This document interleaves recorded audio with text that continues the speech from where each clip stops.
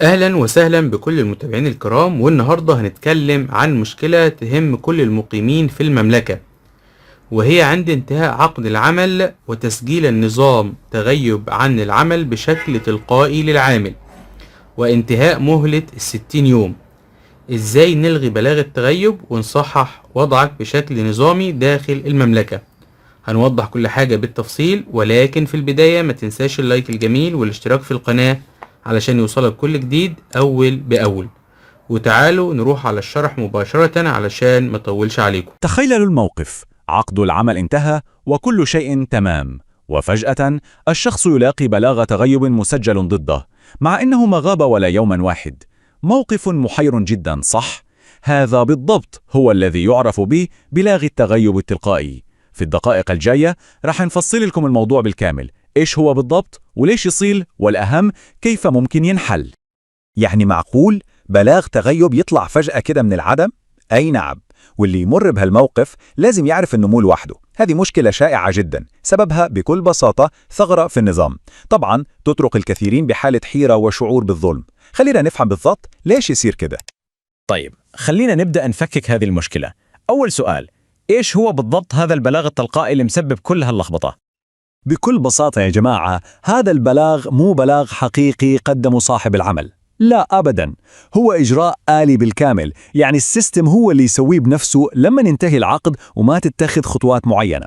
أهم نقطة لازم نتذكرها دايما: صاحب العمل ما له أي دخل في الموضوع، هذا مجرد إجراء إلكتروني تلقائي بحت. طيب، السؤال اللي يطرح نفسه: ليش النظام أصلا مصمم يسوي كذا؟ إيش هو الشرط اللي يخليه يتصرف تلقائيا ويسجل البلاغ؟ معرفة الجواب هنا هي أهم شيء عشان نتجنب المشكلة من الأساس. السر كله في مهلة 60 يوم. شوفوا كيف تصير القصة.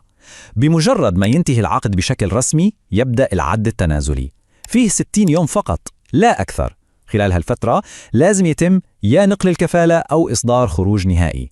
طيب، إذا خلصت هذه المهلة وما صار أي إجراء، هنا النظام يتدخل ويسجل البلاغ تلقائيا.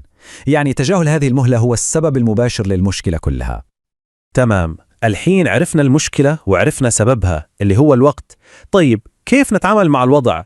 إيش هي الخطوات العملية اللي ممكن الشخص يسويها عشان يطلع من هذا المأزق؟ الحل هنا يعتمد بشكل كامل على الخطوة الجاية للشخص. يعني هل في نية للاستمرار مع نفس صاحب العمل، أو خلاص في خطة للانتقال لوظيفة جديدة أو مغادرة البلاد؟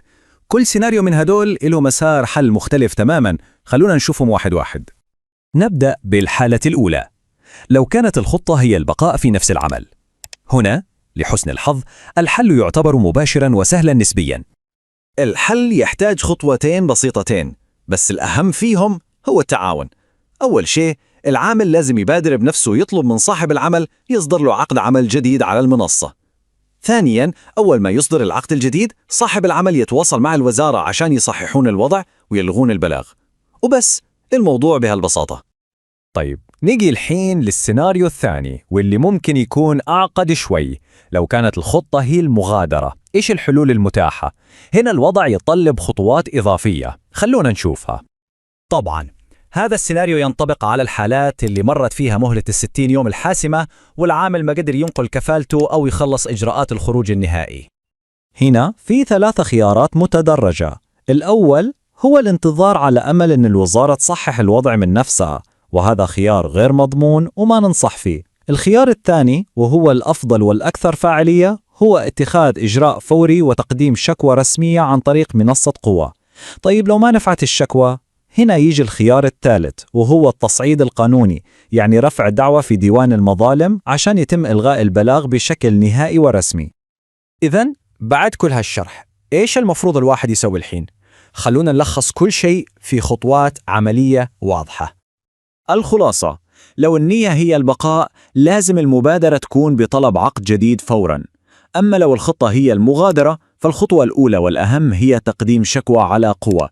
وبكل الحالات التواصل المبكر مع صاحب العمل هو مفتاح الحل، وأكيد لا يكون فيه أي تردد في تصعيد الموضوع إذا كان الوضع يستدعي.